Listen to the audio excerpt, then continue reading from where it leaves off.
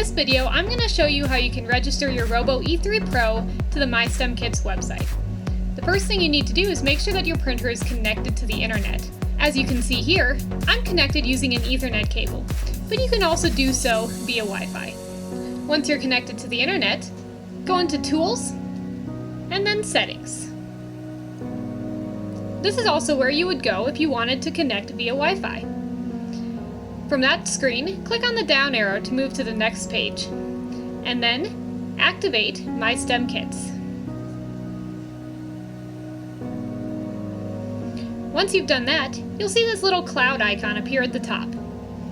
Now you need to go get the token so you can register it online. Click on the little back arrow to return to the previous screen. Go into About, and then look for the token next to MyStemKits. Remember that, because you'll use it when you go to your computer. Go to www.mystemkits.com and log into your account. Once you log in, you can either add printers right from the dashboard or go into your Printer Management tab.